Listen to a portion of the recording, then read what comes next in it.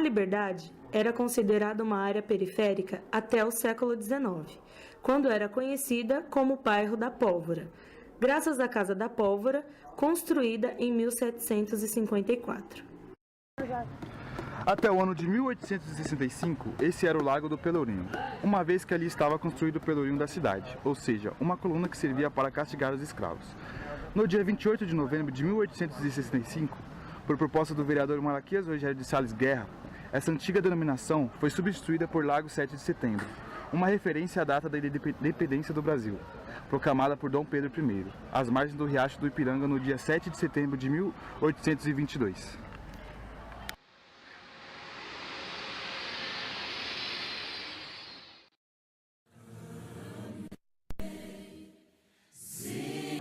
Escondida em um beco no bairro tradicional no centro de São Paulo, a Capela Nossa Senhora dos Aflitos foi fundada em 1779, na época que o Brasil ainda era uma colônia portuguesa, onde apenas 43 anos depois foi proclamada a independência do nosso país.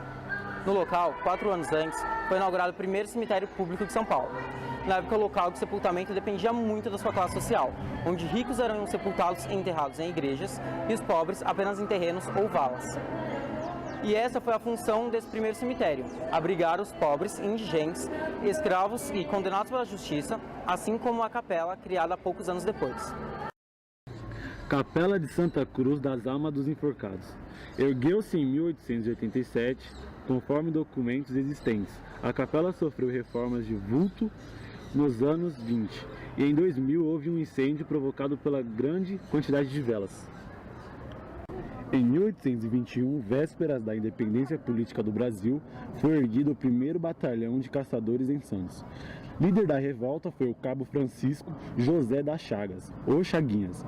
Os motivos que levaram a uma revolta foi o aumento do soldo e igualdade no tratamento dos soldados brasileiros e portugueses.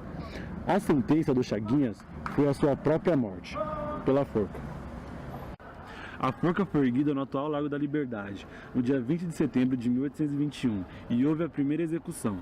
Primeiro foi o soldado Contindiba, seu companheiro de cela. Depois, a corda arrebentou e o Chaguinhas caiu vivo e consciente. O povo que tudo assistia gritou liberdade. Era costume, desde antigamente, perdoa-se o condenado ou amenizar a pena, em casos semelhantes. Era a vontade de Deus, a mais poderosa que a dos homens, mas o governo consultado foi intolerante, que se o executasse de novo, e assim se fez. Mas eis que a corda arrebentou de novo, e o povo gritou, milagre! Mas o Chaguinhas foi enforcado na terceira vez. A rua 15 de novembro. Com a construção da igreja Nossa Senhora do Rosário, dos Homens Pretos, na Praça Antônio Prado, a rua passa a ser chamada Rua do Rosário. Rua também serviu de acesso ao Porto Geral, rua de mesmo nome, onde o rio Tamanduateí foi canalizado e passa embaixo da Rua 25 de Março.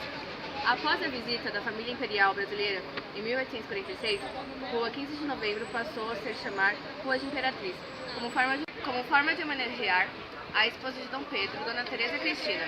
Em 1889, com a proclamação da República, a rua passa a se chamar 15 de Novembro. A Quitanda é um logradouro tradicional localizado no centro da cidade de São Paulo, na região da Sé. Em meados do século XIX, os paulistanos a denominaram como quitanda, uma vez que ela era a preferida pelas quitandeiras, pessoas que vendiam verduras e frutas das suas chácaras, nas proximidades, e também miudezas e alimentos. Antigo trecho, depois integrado à Rua da Quitanda, é localizado entre as ruas Álvares Penteado e 15 de Novembro. Era antigamente conhecido como Beco da Cachaça, uma referência ao comércio da cachaça ali praticado.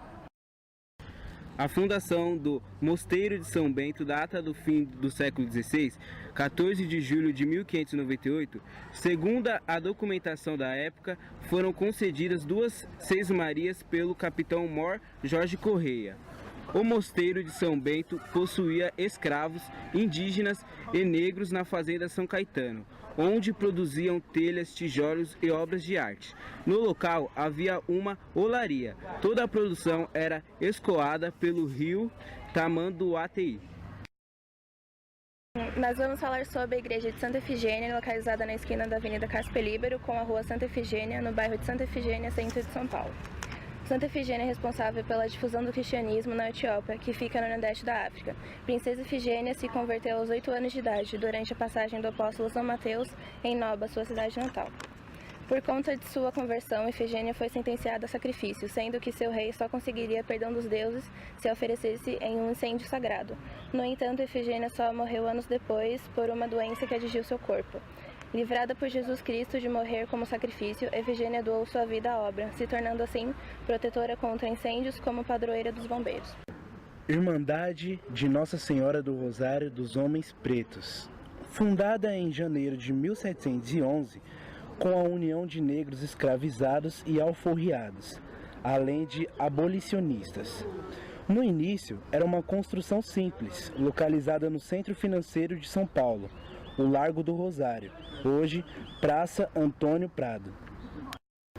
Com a urbanização, a igreja foi demolida e instalada na época em um lugar mais afastado do centro urbano, onde se encontra hoje no Largo Paissandu.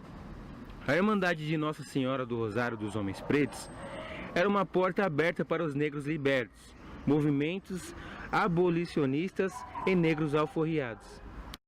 Ao lado da igreja encontra-se o monumento à Mãe Preta, construído no começo dos anos de 1950, inaugurado em 55. Uma representação das amas de leite que contribuíram para alimentar os filhos dos barões fazendeiros. No interior da igreja de Nossa Senhora do Rosário dos Homens Pretos encontra-se a primeira imagem de Santa e de Virgens e a primeira santa africana, Josefina Baquita. Santa Irmã Morena, como era conhecida, nasceu no Sudão em 1869. Seu sobrenome Baquita significa afortunada. Ladeira da Memória. No início da rua 7 de Abril, no centro de São Paulo, ali localizava-se o antigo mercado de escravo, cujo barracão ficava onde hoje é encontrada a estação Anhangabaú do metrô.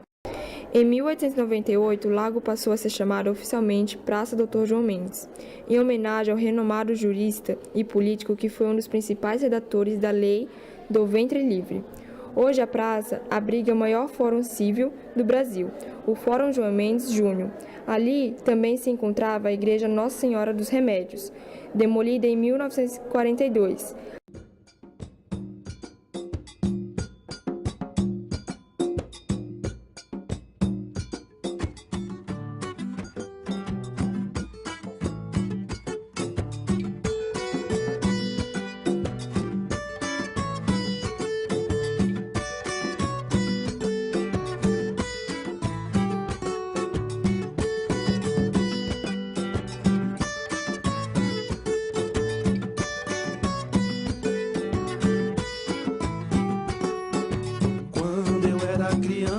Minha mãe cantava pra mim uma canção iorubá, cantava pra eu dormir, uma canção muito linda que o seu pai te ensinou, trazida da escravidão e cantada por seu avô. Era assim: Oromimá, Oromimaió, Oromimaió, Abadô Ieyeu.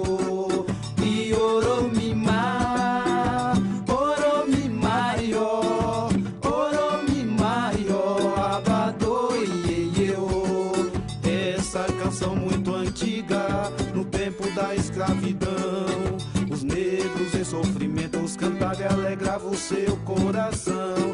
Presos naquelas senzalas, dançando em Jexá, aquela canção muito linda, com os versos em Yorubá. Era assim: Oromimá,